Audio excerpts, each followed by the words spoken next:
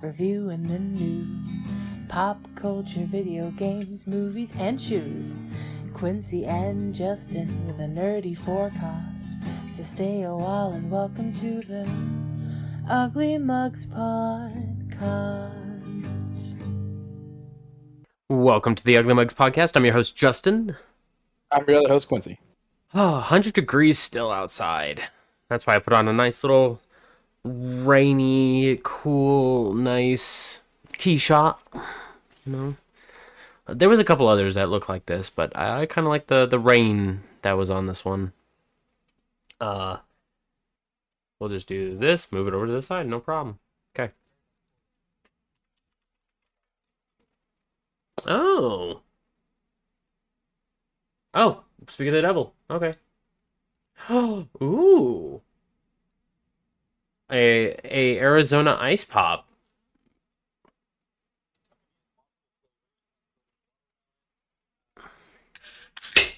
Oop.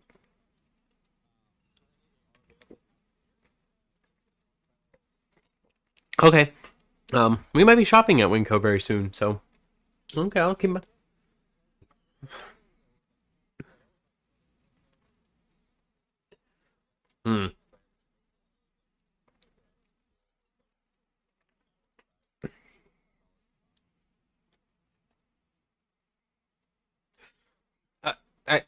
I, I guess that works. I mean, yeah, okay. But I mean, ice pops. Yeah. Speaking of Arizona, I am having my cherry lime Ricky. But you said you have something that pertains to yours. What you got? Oh. Oh. Okay. You usually go for the K cups, anyways. Because like now I'm in a living situation where I'm the only person that drinks coffee in the house. For some odd reason, I must have hit the hot bar on it. You've been muted for the last, like, I would say 2 minutes, 3 minutes. No. I'm so sorry. I figured I'd let you know now.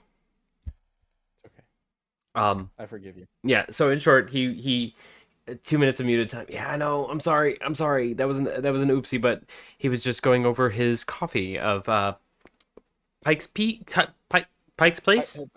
It's the Seattle Best Pike's Place. Pike's Place. Pretty good. I've got it in K-cup form. It's pretty good. Yes, he likes the K-cups more than the ground. Yes. No, not more than the ground. I'm saying I really like this as one of my go-to as like a ground or a bean, and it actually transfers over to the K-cup pretty well, which is kind of few and far between. A lot of the K-cups tend to be weaker and whatnot, so this is actually pretty good. And then the only thing, because you said that I tend to mostly go for the K-cup now.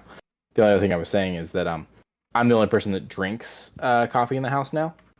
So there's just no point in me making a full pot anymore. So it's like the other day I bought the Bones coffee, the dark side one, which is like a chocolate truffle type of one, which is pretty good. But I only made like half a pot with it instead of a full pot because it's just me. That's fair. That's fair. Give me another. Here, hold on. I'll just give you another run in. Just in case I need to pull that too. Yeah, we'll do a little bit. Yeah. I can edit. I can edit. What's this background today? This background, so I just grabbed it. It was on the most liked of rain weather, and I was like, cafe. And then this one here is just this really interesting, like, lakes or riverside tea shop, and I was like, That's cute. I like it. Yeah. I'm always I also like that when there's sound coming from your computer, for instance, me talking, I can see the sound waves in the window. Yeah. I like that too. I don't know how to change it from military time or European time into American 12-hour, but it's fine. It's fine. I'll learn in time. Oh. In time. Bah. Over at Humble Bundle, we have a couple things to talk about, including the new September Humble Choice. If you hop on to... I don't want to explain that right now, but I appreciate it. September's games starts off with a very powerful game, Marvel's Guardians of the Galaxy. I was kind of okay with it. I didn't dig too deep, but I liked what I played of it. I beat it. I've yet to go do my second playthrough because I want to do a second playthrough where I make the opposite choices that I made the first time, just to see what it changes for us. That's fair. Um, but I vastly enjoyed it. This game was slept on because it came out in the wake of Square's Avengers game. Mm. And so it really got slept on for a while, and it took a bit for people to start realizing it and giving it the attention and love it deserves. Because I think it's a very well done game, and it's a game that we don't get a lot of now, in that it is a story-driven single-player game. Funny you mentioned that, but I'll talk more about it in a couple seconds. But as I said, when I started playing Guardians of the Galaxy, I didn't get too far in, but it wasn't that I was bored of it. It's just I feel like the what I know of it is I would rather read it instead of choosing things, I guess. Um there was a little bit of disconnect where I was like, "Oh, I can make Rocket mad at me?" No, I don't want to do that. I'm not here for that. Um Yeah, I may have had Drax throw him and pissed him off. eh. But don't get me wrong, music was great. Music was fantastic. Dude, not just like the fucking awesome mix they made, but like even the original stuff from the band Star-Lord, where he gets his name from in this game, is fucking phenomenal. Crystal Dynamics did really good with this. Mm-hmm. Now, would you pay $12 for this game? Absolutely. Okay. I think And I bought it at 60 though. you So you you bought it brand spanking new, I recall. I think I bought it brand new, and then it came to Game Pass like right afterwards, and I was like, I ain't even mad. Like I have no problem supporting this game. Like I haven't bought Star Wars Outlaws. I might, wait for that to go on a massive sale, or for that to go to Game Pass, or do the Ubisoft Plus membership and just beat it in a weekend, so that I only pay $15 for it. Or hopefully they do a 7-day free trial and just kill it in the week. Or And just Stranded Alien Dawn. It's a weird culture sim. Where you have your growth of both your nation and your world.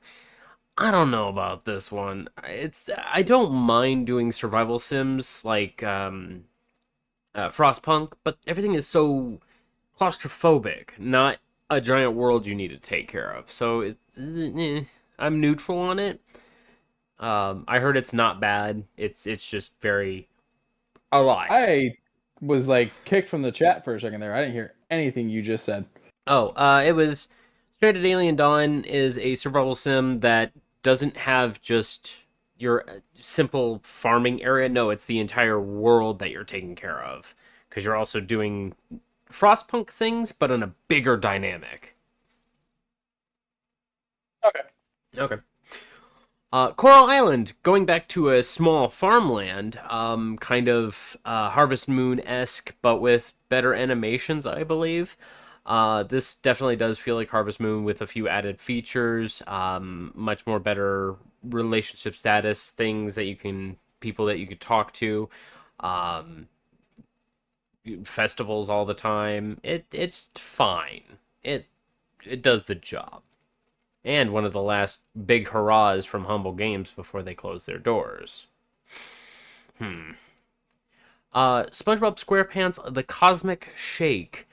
I've actually heard about this game and how it's a good ode to the collectathon games from the N64 era. And I might actually hop into it. It seems like it's a heck of a lot of fun. They even play Sweet Victory in the trailer. The second trailer I haven't really had a chance to look at, but you can see that it has the caveman SpongeBob. So they are very well aware of their memes and what they're going to build from there. I just it looks like a wild ass game. Lost Eidolons. Uh, this one's rough. It's a tactics style Fire Emblem clone that it looks boring. It looks very boring. Action attacks look fine, but the story does not look like it's gonna carry its weight. Only got a I never 71. played Fire Emblem. Fire Emblem's got some story to it, especially currently with like the Three Kingdom type stuff that they were adding on. Boop. Astrea, Astrea, six-sided oracles. This is a tabletop game that got very recently ported to computer. A little bit more straightforward, a little Slay the Spire, but with six-sided dice and different types of dice. There is a game that's very similar to this, which I forget. What was the dice that you got that was meant for the Star Wars RPG, but it also works for the one that you bought? That is a very good question. It begins with an O, and I don't remember. It's Eh. in a box somewhere. In short, those dice also work for this. And it's got beautiful what looks to be hand drawn areas, and it looks like it had a lot of care for a tabletop game turned into PC game. Boop. Infraspace. If you liked SimCity 3000, this game is for you. If you didn't, then this game definitely ain't for you, because this is one of those really rough ones where you have to build infrastructure systems and highways, byways, train systems, flying systems. Y'all have fun with that. Not my cup of tea. This one's definitely going into the pile of things going to other people. You suck at parking. I have played this game before, and it has frustrated me then, as it probably will now, considering the complete edition has online multiplayer up to 6 people. Question: do you suck at parking? Oh, I suck at parking. It's a fun game. It is a nice little time sink if you just want to throw a car at a wall or throw a car at a parking spot. There's no in between. It's a fun time. Nothing bad about it. Worth $20, but luckily with Humble Choice you can get it for 12. Boop. And last but not least, important one here. This one is only active until September 30th because it is an alpha playtest. I am going to be downloading this for my weekend. I am definitely going to be playing this for my weekend. You don't get a weekend. I'm demanding extra hours from you. That's fine then. But I will play this on my off time then. No off time. Oh.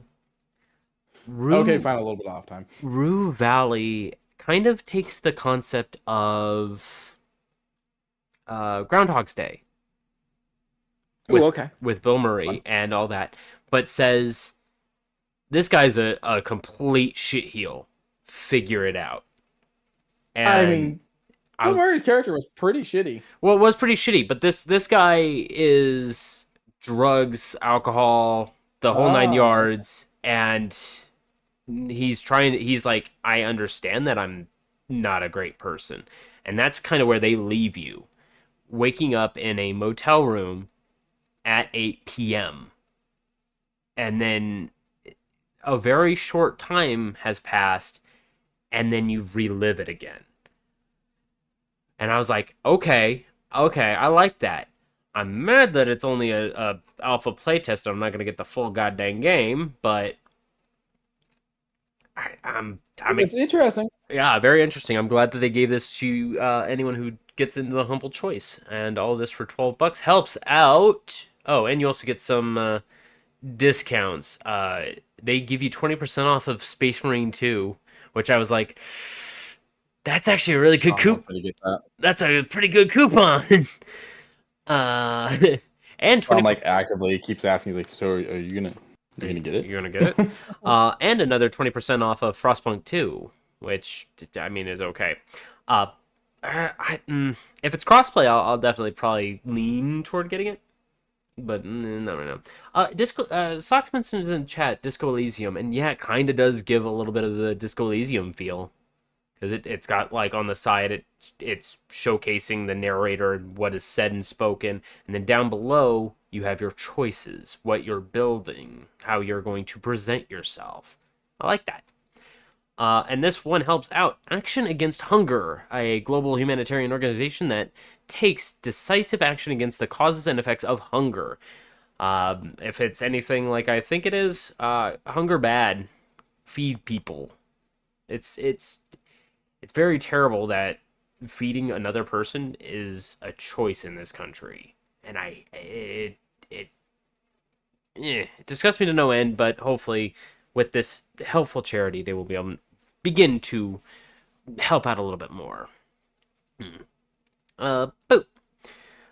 Speaking of single-player narrator-driven games, there is a Humble Bundle dedicated to it called Narrative Celebration Bundle. Very nice. I was wondering when we were going to loop back around to that because I was starting like with the thing. I was like, oh, did he forget that he said like there was going to be a thing for that? Nice. Real quick, did you see the other day they had the Indigenous people thing on Game Pass or Xbox? Oh, the where they were sale. highlighting games from for Indigenous that were by Indigenous people or about Indigenous people. Yes, I did. I liked that. Back over to this one. $12 for all 9 of these items, and the top 3 here are rough in different ways. A Space for the Unbound is at the end of their school year before going into middle school. You are learning about growth. It is also late 90s. I want to say 98 you're in. Yeah, Indonesia in the late 90s. And so you are just growing up. You are just having a slice of life adventure, but there's some strange things that are happening. Such as not only is your friend wanting to move away, but just strange happenstances. And then toward the very end, there is a little bit of growth and connectivity and understanding. Meanwhile, over at A Highland Song, it's a little bit more open, wild, free, but there's no one connecting this little girl to what she's doing, why she's making this very long trek. At least not in the trailers. Very beautiful. Very, very, very beautiful. The music kind of chimes along with how you're moving. I can honestly say this one definitely, if I were to get it, I would play it. But it does look like it's going to have a bit of a rough landing. And Why do you say that? I don't know. It's just one girl climbing up a mountain. I get that, but for why? I mean, fucking if Shenmue 2 was able to sell multiple copies of a game. That's fair. That's fair. With its quick action events that don't actually matter and make you do the real life amount of time it takes to fucking walk the trail. There's a speedrun of that where it only takes 8 minutes. Oh, yeah. Yeah. It was still like a a $50 game when it was brand new, but all right. Was a Dreamcast game that much? It doesn't matter. But yeah. So average price on those was still around the $50 range. ew. Oh, there was an error on in chat. But back over here, The Pale Beyond. We've talked about this one before. About how you maintenance your crew and make sure that everyone's somewhat happy while they are moving, because this is a boat that you are on. And so you're just trying to keep everyone's morale up, keep their spirits high, but also look for new things, new materials. And you are learning about your crew. You are learning about... By the way, it was original Xbox, not Dreamcast. Really? I think the first one was Dreamcast. Huh. Oh no, it got a Dreamcast release. Never mind, I take it back. It got a Dreamcast release. Okay. Because I was like, I should have sworn I played that song bitch on it. But The Pale Beyond, pretty good if you honestly want to learn a lot about people. It's good for the extroverted.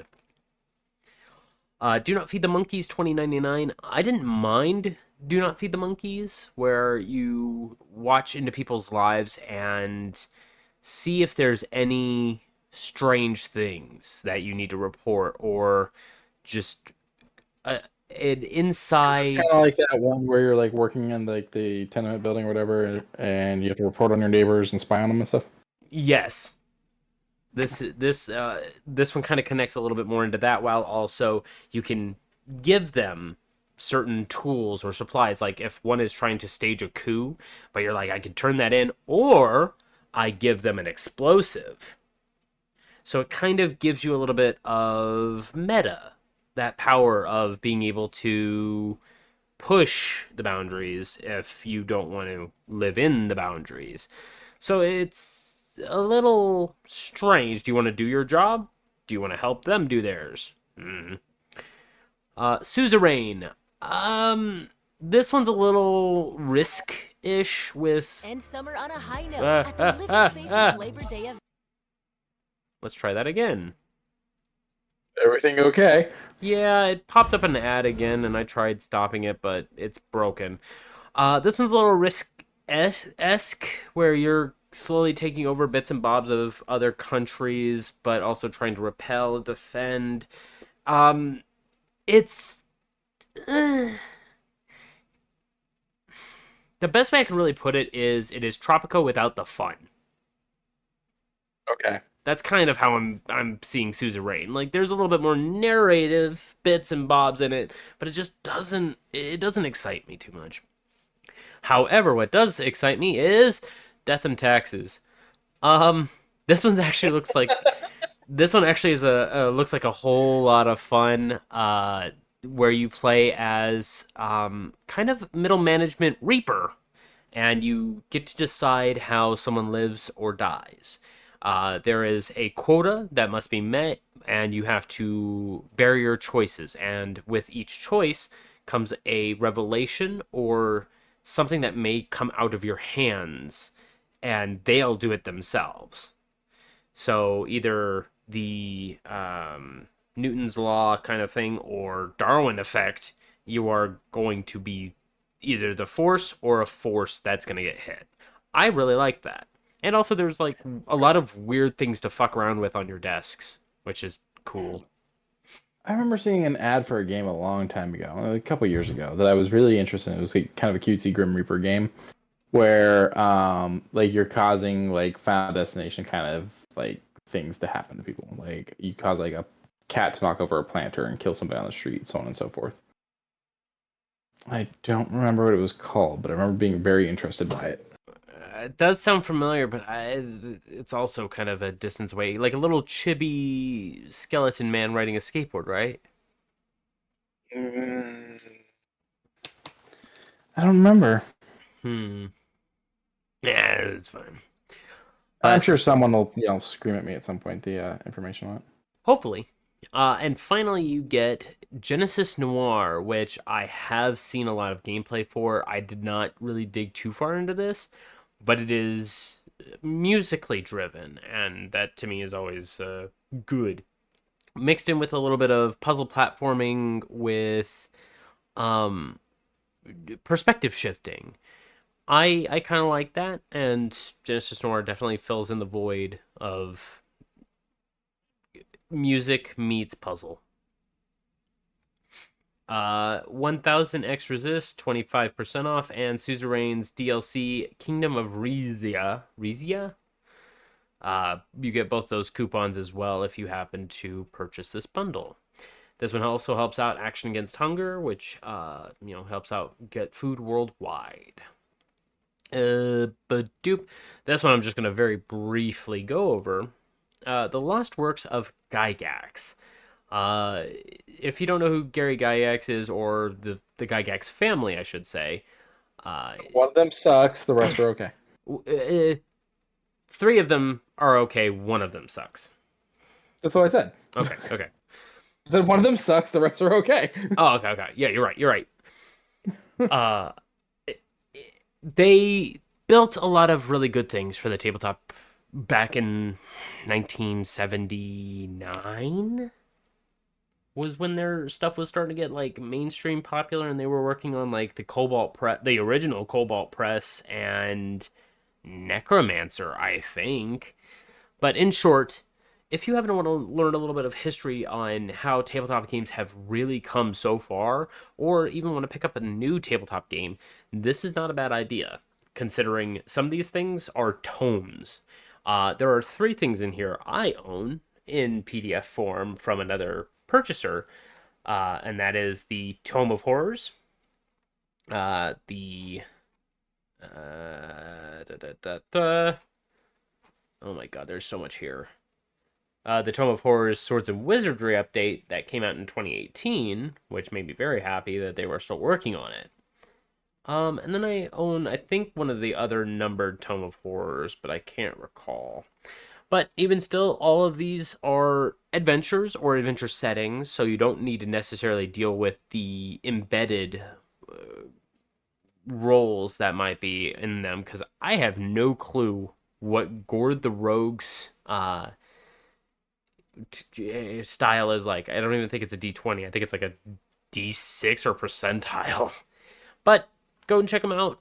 Go and if you happen to want to get into a tabletop role-playing, exploring type of downward spiral. The website itself is not going to showcase what it is, but it helps out the Navy Marine Corps Relief Society, which helps out those that are ex-Navy, Marine, Army, heck, anyone who has been in the military, get financial aid to help them back into lives if they happen to need that. Yeah, but speaking of D&D, D&D Beyond updated all their stuff, and some people like it, some people don't. I'm kind of harsh neutral. What do you think, you? Uh-oh. Did I lose Q? Apparently, I bumped the mic with my shoulder and didn't realize. Oh. I was at first very much upset with everything going on over at D&D Beyond and the fact that it was like, oh, hey, yeah, all that shit you bought, yeah, you can't use that anymore because we're forcing an update. Have fun with that. And then they rolled that back because people were upset. So looking at the new thing, and we got the Hero Tier, 1 weekly early access, Core, Creator Unlimited, publicly shared homebrew, exclusive subscriber perks. Okay. The other one, 2 weekly early access. That's kind of nice. I have it. I have that master tier.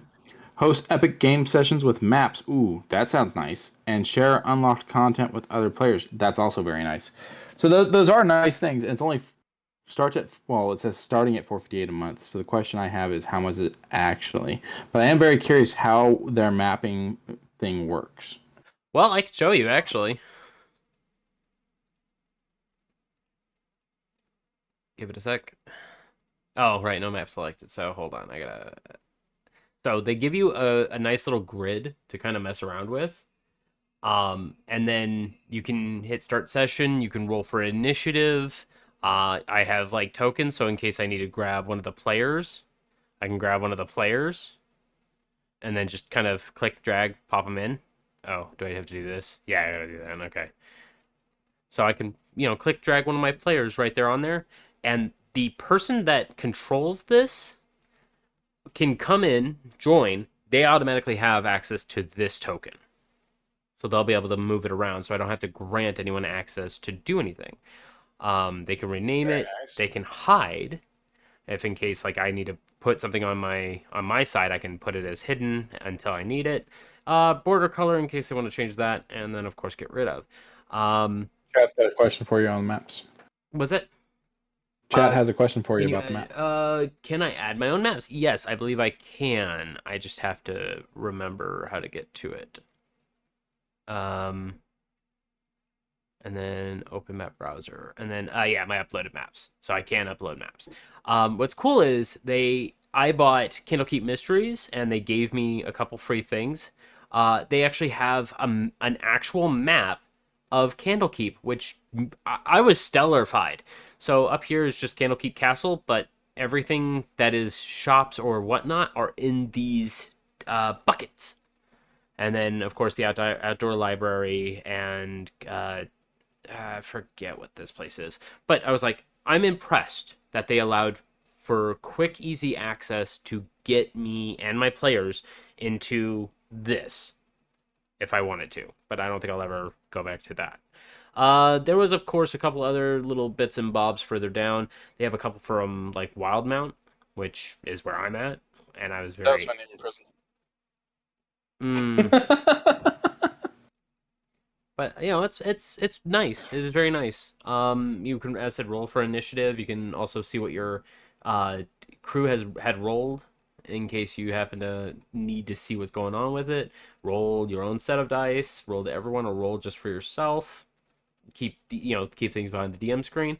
I was like, this is actually a really good tool. This is a lot better. This is a lot better than Roll20.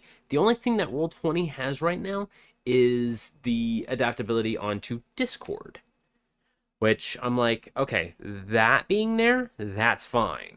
Yeah, that's pretty cool. But I'm hoping there could be more talks to get more people playing D&D through Discord. But then at the same time, we've got this new thing coming from Larry, and Oh shit, the fucking patch. I was going to bring that up. oh no, not the patch. The patch is amazing too. But no, that whole other thing I sent you the video on that they're making, where it's going to be like a way to play tabletops. They haven't announced if it's going to be expansion, if it's a whole other thing you need to buy, but it's going to be a way to play like a tabletop game through the Baldur's Gate 3? through the game they built. Yeah, that's a patch. That's patch 7. You sure it's a patch? I believe it is patch 7. Because the only thing I heard about with patches was the Here, let me bring up my other thing. Hold on. Patch 7 BG3. Let's see here. Because it's, of course, mods for console. yeah That's the mods was what I heard about for the patch. There we go. Baldur's Gate 3 update that will have fans waiting for where Daily Express will update this. That's not what I want. Here we go. Patch 7 is coming to PC next week. With so many changes and new features arriving in this patch, it'll take longer to get these to you on console and Mac. But don't worry, you'll be murdering your enemies and installing mods in no time. New evil endings, very own mod manager, revamped split screen gameplay, which definitely needed that. So two halves of the screen will merge together when they get close enough, and then split when they go differently, but it doesn't chug the CPU. The revamp comes alongside improvements, apologies, yeah. Honor mode combat, UI art. So gameplay, here we go. Gameplay, the Kuatoa that promised. Where is tabletop mode? Writing and flow. The announcement I heard, they never mentioned it being a patch, just that it was something that was that they were working on, that they would be releasing, and they didn't confirm whether or not it was actually going to be something that was going to work as like an expansion off of Baldur's Gate, or if it was going to be something all new that we had to get. Oh.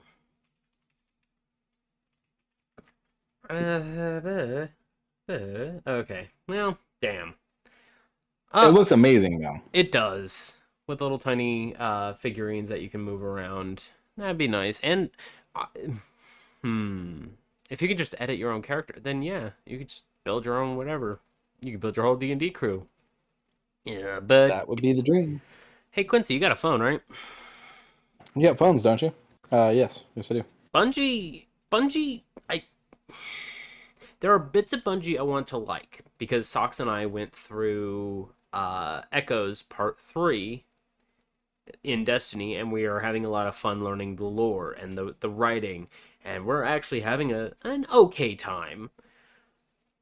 And then Bungie is like, hey, we've been working on for the last 8 months a mobile game. And I'm like, do we though? Do we need a mobile game? It's hilarious to me that this is happening after, because they're owned by Sony, after they have to shut down another game that they didn't properly handle, and after they go through and make this big whole, we don't own enough IP. We'll get to that one in a second, but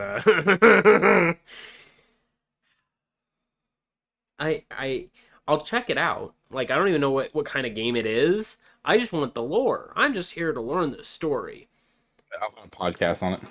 Huh? I said I'll find a podcast on it. That's fair. That is fair. Someone will talk about it and that YouTube video, something. Yeah. Destiny Rising, check it out. They said it'll release in the next year, and I said hopefully people will still be interested in that year. Destiny 2 is still doing its thing. As mentioned, Sox and I have been working on Echoes. It's a nice little story. I got Ergo Sum, and I got a pretty okay role for it. It's fine. I'm fine with Destiny. It's just, stop being dumb. But speaking about Sony being dumb, boop, this game wasn't even out for 2 weeks. It was 10 days from launch when they said, I think we're going to have to close down the servers. Poor Concord. I watched a lot of these trailers going, that looks cool. I didn't hear a word about this other than you mentioning it once and the fact that it is part of that new anthology series. Yeah. So the anthology series, that's also going to be an interesting thing. I hope they pull that episode because if the game ain't going to go along with it, what's the point of having it? That's my take. Right.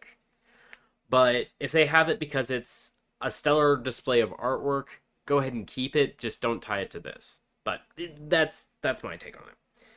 My take on the game, however, it doesn't look bad.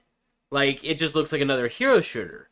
But in saying that, you get, what is it, Marvel Rivals for free. Like, that is... Right. We only have time for so many live service games. Not everybody needs to get into the concept of live service. Basically, the live service games we have are the established ones. You keep trying to shove more live service down our throats, it's not going to fucking work, and you're going to have more games fail. Yes, unless it's free to play, which means you're not really spending any... You're not forcing us to spend money for... But then you're hoping you have an IP strong enough, Marvel might be, that you can get people to come in and spend on needless things like cosmetics.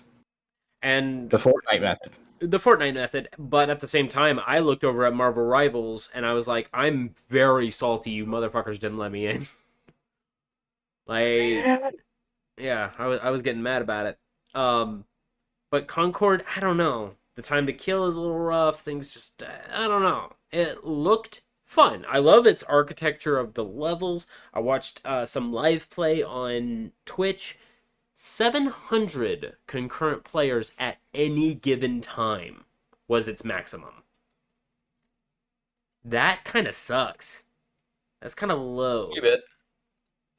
So having them say, and I quote, let me grab the exact thing here. We are going to take the game offline beginning September 6th, 2024, and explore options, including those that will better reach our players. So if you purchase it through the PlayStation Store or PlayStation Direct, a refund will be issued back to your original payment method. Epic Games, Steam, guess what? It's going to be processed no matter what. Even if you played more than the 2 hours, they will allow you to refund it. I have heard through the grapevine that Best Buy and any like mom and pop shop are good with the refunds. I heard there was not a lot of people being able to do it through GameStop. So if you purchase that game through GameStop, go figure. I'm so sorry. Did you hear that? I'm sorry. I don't know where my my sympathy goes on the continued shit show that is GameStop. Did you hear GameStop is having a new retro store open up? Yeah, I meant to talk about it on last week's podcast. I think I forgot to send it to you. That's fine and fair. We'll mention about it right now. They want to go back and refurbish a lot of old consoles that they happen to have in their storage. I think we did talk about it last week because you mentioned refurbishing, and I said I didn't trust them to refurbish. Yeah, and then I mentioned DK Oldies was shipping out broken stuff, like straight up 100% broken stuff. They didn't refurbish a damn thing. So, once again... Stuff that was also my name in prison. Jesus. You went to prison? Well, you got family there. It happens. That's fair. Okay. Thank you, Socks. But hopefully this Concord thing gets swept under the rug, but not by Sony. I would rather... So, Firewalk Studios, that sounds so familiar. Like they had another game that dropped. Let's see. Hold on. Let me no. Stop. No, this is it. Concord was their leading charge. That's kind of sad. To give them this much money to make a game look that good, like it's still 8 years on it. Spend just under 8 years just to have it launch for 2 weeks and then say, Sony has pulled our funding. We gotta go do something else with this. That sucks. Skadoop. However, it's just one of those things right there. I continue not to be surprised. Yeah, it's Sony. They'll shoot themselves in the other foot in the coming days, I'm sure. good. I didn't hear anything about this game in promotions on this side of the world. I mean, Yeah, I didn't hear shit about it. I I heard you mention it one time, and then it was the fact that it was um uh gonna be $40. part of that show. That was Yes, it. that was That's it. all I ever heard. Yeah, and I got a few trailers for the characters, watched a little bit of the beta, and I think I got maybe two TikToks about it, two TikTok ads about it, and that was it. I didn't even get the TikTok ads. Although lately, I feel like my TikTok ads aren't doing very good on the whole. Like we listen to you, and therefore these things are made for you. I keep I'm getting sitting there going, I Allstate. really don't care about these. What? I keep getting Allstate. I'm not getting Allstate. That doesn't make sense. But you don't have a car. Life insurance. I was gonna say if they're doing renter's insurance and life insurance, I mean, you do have a life to an extent. But, no. But lately I feel like my targeted ads aren't very targeted. I'm like, what's the point of you guys buying and selling my data and pretending like you're not doing it if you're not actually going to use it? Like, this is just a waste of everybody's time at this point. You motherfuckers already have my social security. Motherfucking give me something. I want to know about that really cool chainsaw. I really know about it. Who chainsaw? About speaking of a really cool career, 30 years. I was gonna say chainsaw. No. Hideaki Itsuno has worked for Capcom for 30 years, making his way with a little bit of writing, I believe, on Devil May Cry 1 or 2, and then just kind of helping development of a very... there's a shorter list of Capcom games that he hasn't helped out with since Devil May Cry 1. Like, this man has helped out Capcom be the Capcom that it is. And I think after Dragon's Dogma 2, after that release, he said, you guys got it from here. Like, this thing was a success. I'm gonna go. Like, I've worked here for 30 years. I love it here, but I want to see a new environment. So he said, from September, I will start developing a new game in a new environment. I am very happy and proud for him. I just hope that they don't mistreat him like a certain company treats another individual that pushed very hard for their games. Hideo Kojima and Konami is what I was getting at. I've always been on Kojima's side Oh God, with yeah. this. Oh God, Always. But a little part of me, for a long time now, has sat there and gone, did he pitch Death Stranding to them? And they said no. Is that what happened?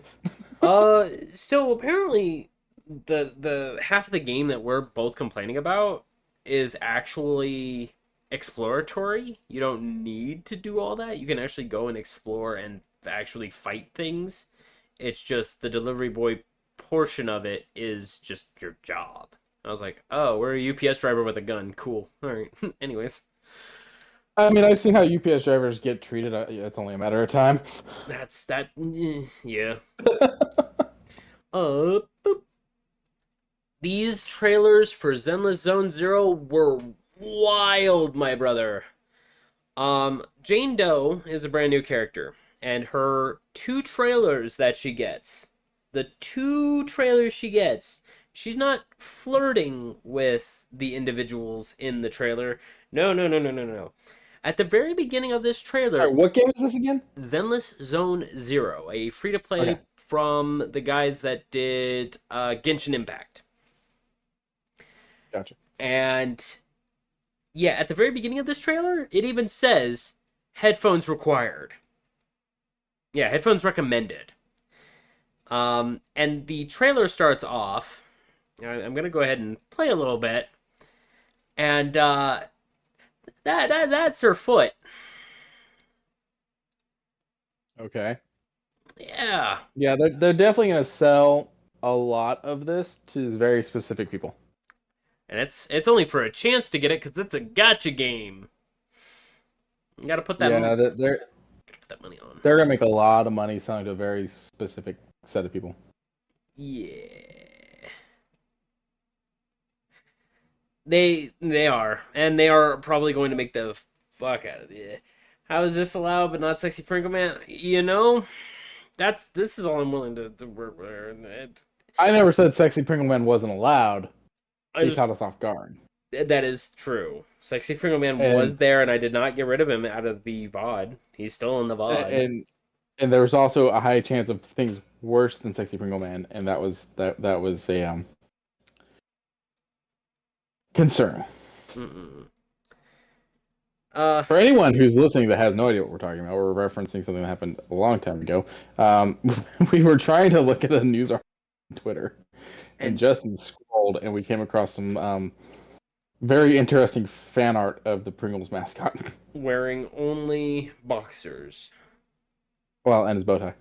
Oh, and his bow tie. That's right. That's right. So this character is going to be high crit, high damage. Hooray! And she's a thief, but when she gets caught, she doesn't have an identity. So that is why her name is Jane Doe. Hooray! So weird, so bizarre. It's How good. bizarre! How bizarre! How bizarre!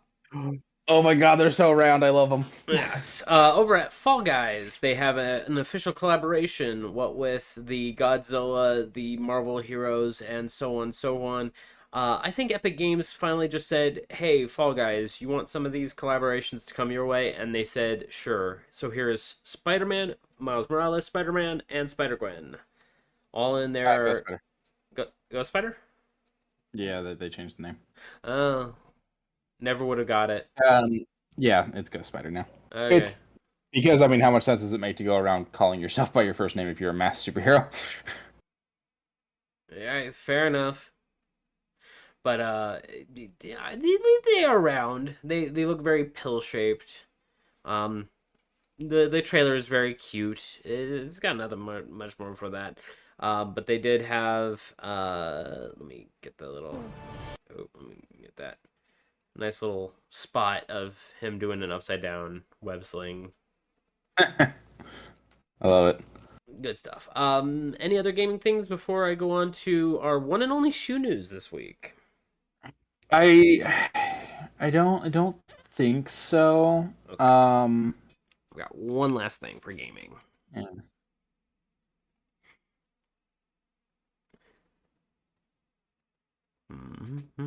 Oh, there's a Munchlass in chat. I'm gonna try and catch it while you're doing that. No, I don't have anything else. I was saying Oh. I don't think so. That was it. Oh, then I have one last thing, and that is I played the Black Ops 6 beta, and Very interesting. I was very excited for that. Yeah. I was very excited for that because when I heard Omni Movement, I was like, okay, cool, more features. No, they shoved that down a flight of stairs and they said, we're Treyarch. We make games fun. I will mention that. That's what they said. No, I pointed to chat and said I'll talk about that. But No, I'm saying that we make games fun. Is that what they said? oh yeah, oh god yeah, especially with how Interesting. with the game, the beta, and how movement worked, how shooting worked, it was very fun. It was like I was playing Black Ops 2 all over again. It felt fair. It didn't feel like I couldn't see that guy that was shooting at me. I could actually fight. Hardcore is going to probably be way better. And then I began to think about it and I I've said, heard there's some really dark memes coming out involving the human shield thing. yeah, there's dark ones, and then there's you're coming with me to the showers, that kind of stuff, and or you smell real good, that kind of stuff, and it's just yeah. But Socks in chat mentions Croc. I don't remember the ending of like the not parentheses, the colon, and then whatever other part was. But Croc, why is my phone connected to this? Get out of here. But Croc from the PS1 era is getting a remake, and Fate is old Wild Tangent game that kind of plays like Torchlight, and I'm so like very excited to see all these old games getting brought up thanks to companies like Night Dive. Croc and the Land of Gobos. That's it. Here, I'll actually bring it up on screen.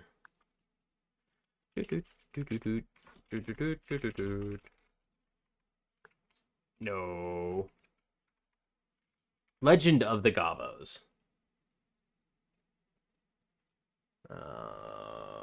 Open new tab.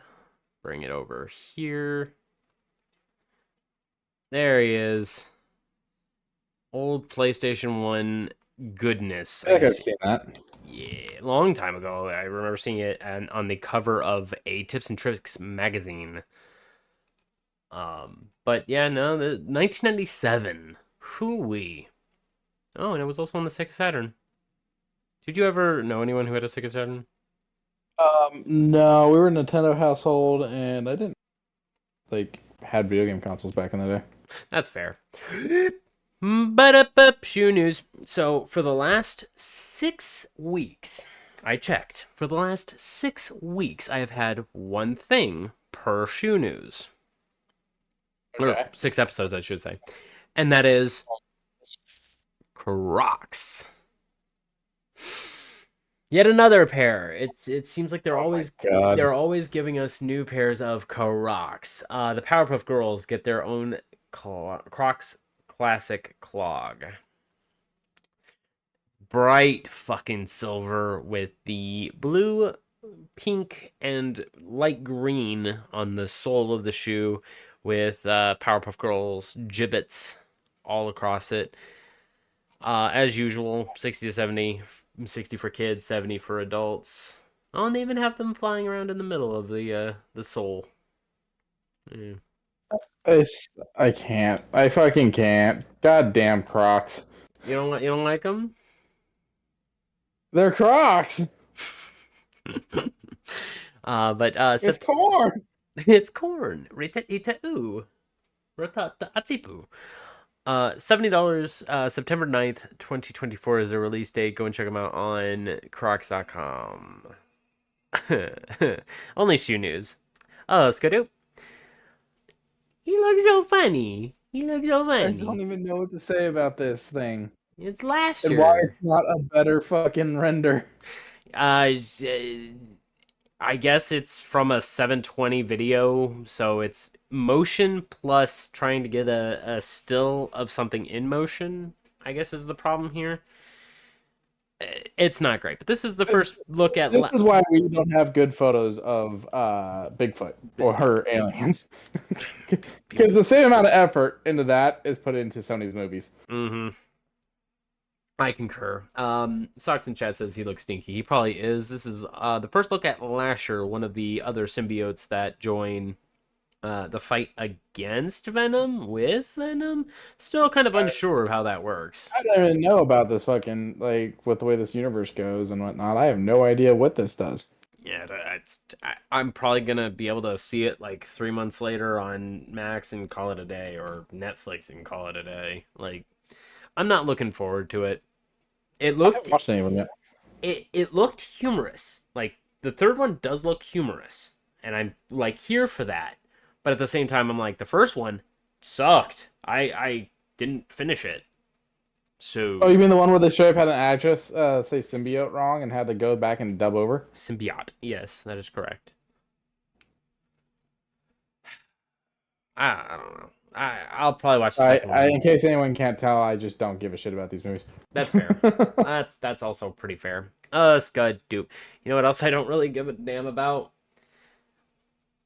Jack Black. I appreciate you, man. You are probably one of the best actors. See, that came across like you just don't give a shit about Jack Black. I know.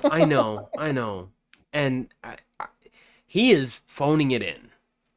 I don't. Yeah, it's just one of those things where, Claptrap, now this. I don't know where we stand, man. I don't know. I am Steve, and I'm you played Minecraft for what, 6 hours total over the course of 8 years on YouTube, my brother. I don't know what to.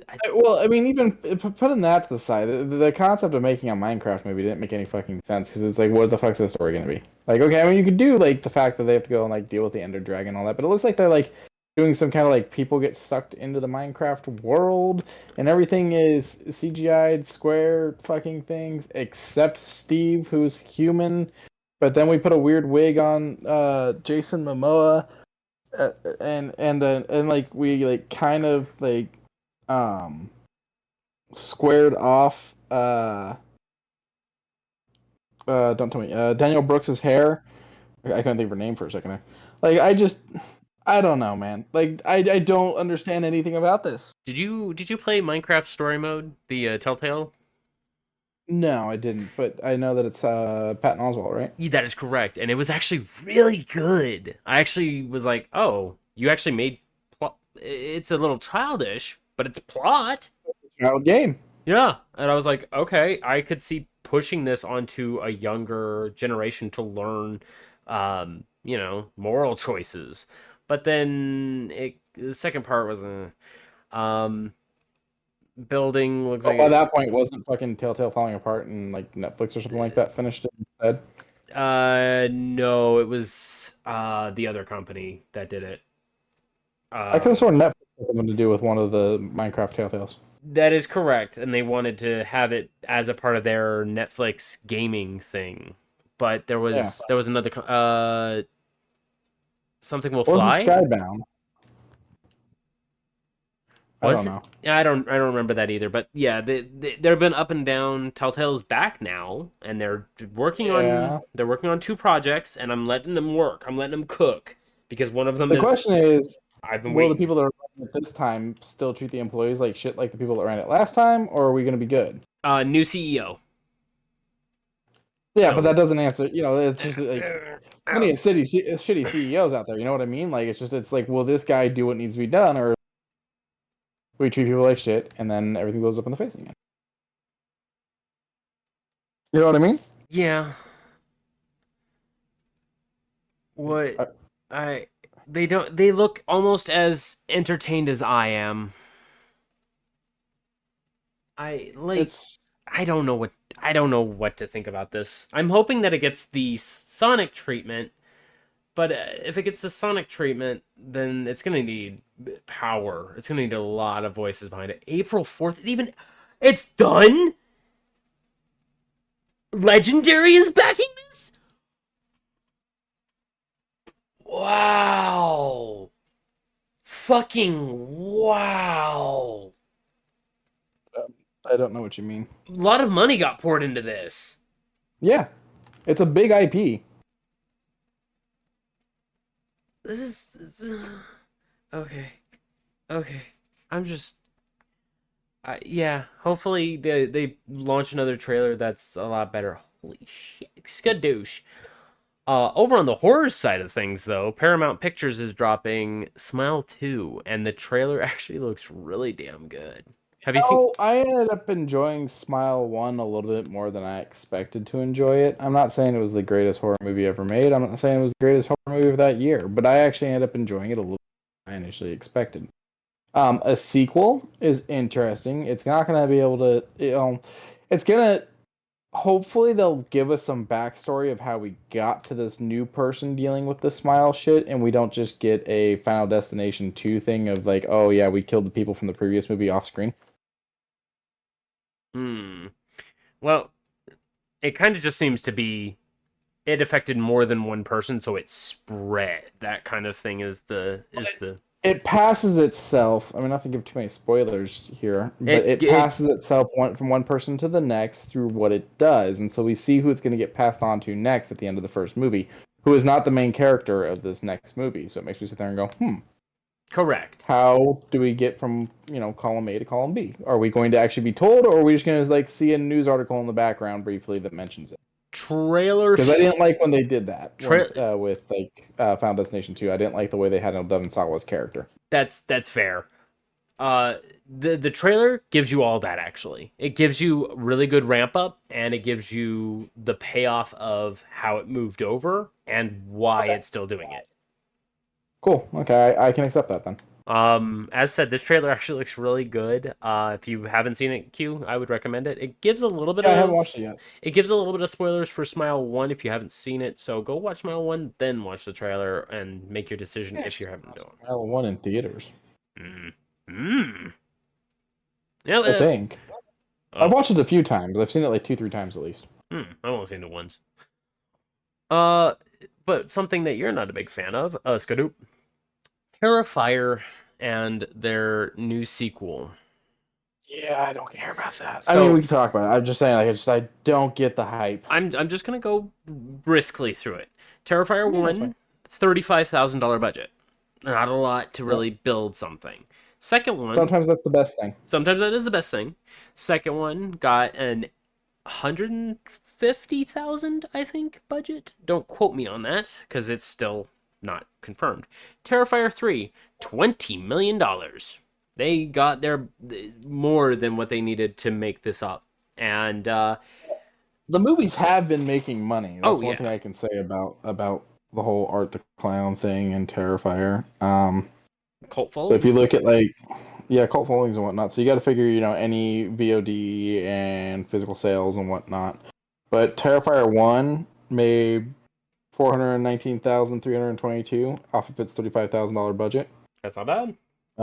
Terrifier 2 went on to do, because that one had a wider theatrical release, 15,387,633 off of its $250,000 budget. It was So, 250. I mean, now Mm. that's what it's saying on IMDb, but we know that those numbers aren't always accurate. So Terrifier 3 is going to go in and spend more than they made off of the last two movies combined, which is concerning.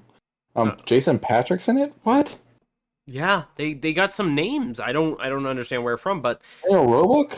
as you can see right here in front of us, Chris Jericho is making a spot in Terrifier 3.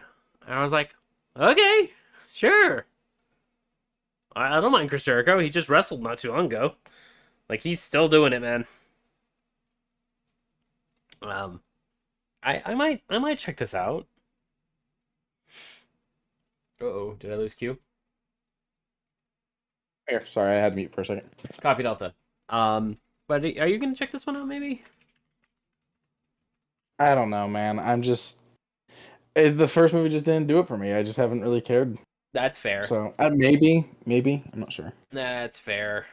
I've followed all of the TikToks that has good old Art the Clown making funny faces at the camera. I'm hoping there's a couple more of those in here.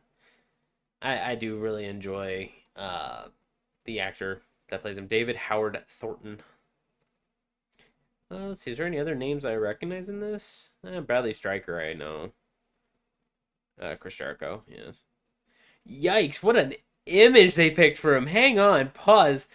Wow. Oh yeah, the hair. Wow, we're going back to 2008. I was about to say 2008, 2009. Wow. Anyways, speaking of interesting hairstyles, boop. How's a couple horns for you? So Quincy and I talked about this before bringing it up. We forgot to mention this after Comic-Con, and that was on me. I had it up and I didn't bring it. That's my fault. But we talked about it now, and we're like, this isn't bad. Hellboy, the Crooked Man, the official trailer, I'm looking at it, and I'm like, this doesn't look bad. Plus, he has a one-liner that made me go, that's a good line.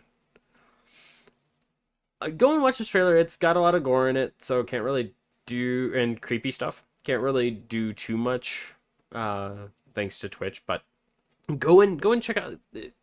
Hell, most of these trailers coming up I can't really do much with. Go and check this one out. Listen for the sound cues. Like, they are making this a passion project. Like, this looks good, and I'm hoping that it stays good. You gonna check this one out, Q? I might. I didn't go. I didn't give the Harbor. David Harbour. I didn't give his a chance, and I should have. Because the reality is, we all wanted the third Guillermo del Toro one with Ron Perlman, but it's never gonna happen. And so, this one, from my understanding, comic book creators, working with it and whatnot. I'm curious. I might go see it. I probably will. But yeah, about 3/4 of the way through, he says the line, and I want, if you happen to be in the podcast region that you managed to talk with me, hit me up with what you thought of that line. Skadoop. Oh yeah, and then the poster made it kind of look like Leprechaun 2, which I was like, This feels very 90s ish, but that was all I wanted to mention on that. But yet another trailer I can't show you a god dang thing about. Peter Pan's Neverland Nightmare, start to finish. This is Red Band. I can't show you a single thing on this. Um, it's it looks like it's just a gorehound's time to really enjoy. It gives me Black Phone vibes too, but um, if you happen to really enjoy Which is a sequel, and I'm still confused about. I, uh, I still need to see Blood and Honey too. Oh no, the not. I was talking about was it Black Phone? Oh yeah, and then I still so all of the sequels we need to see, but Peter Pan's Neverland Nightmare looks good. Very strange. Peter Pan's Labyrinth, kind of. Sadly, no Del Toro strange creatures, but this one's a lot more skidoo. To end off all of the trailers and whatnot, Dragon Ball Daima, Daima. I guess this is Akira Toriyama's last written full length feature that he said, I don't know where to put this. This is what I wanted GT to be. This is going to hopefully really scale things down for people because he wanted Dragon Ball to continue on in the best way he knew how, and that was through the Dragon Balls. So It definitely wasn't the way to continue things on. yeah, and then when you look at how small everybody is, and you're like, oh, that's the step we're taking. Everyone's kids again. I don't know what to think about that. I am happy that it is two big production studios, Toei and I think Skull. I'm not 100% on who's helping, but there are a lot of people helping out with this project. And it has moved viciously fast. Like, it didn't even get into pre production before Toriyama passed. And after his passing, we're already getting a trailer for it. So they are pushing this thing beyond its limits to get it done. I am very proud of them, and it is going to be very soon, if I'm not mistaken. Yeah, fall of 2024, like right around the corner. Nice. And last couple things we got is some Disney stuff. Last week we talked about the Nightmare Before Christmas. All I'm really adding on the addition of is you also get Santa Claus. That's it. Everything else is as normal. You get Santa Claus. But I may buy the Dungeons and Dragons 6-pack of minifigures. I really want to get. I want to get a couple of these, honest to God. And they're now available for purchase. Go and purchase them where you want to. Quincy was like, "Well, they also sell them at Walmart." I was like, "Thank you for that knowledge." I'm just trying to help. I know. Let's go gambling. And last but not least, Spider-Man's 2024 Advent Calendar. Quincy hopped up when I mentioned that. I got excited. Yeah, this looks cool. I kind of want it. I've always wanted to get a Lego Advent Calendar. It just never happens. Yeah, and this is both New York City bits and pieces while also being snow, which you enjoy both of those things. Sure. So, $45 for it says 246 pieces. It seems like you get a Venom with a scarf, Spider Ghost, Ghost Spider, Ghost Spider.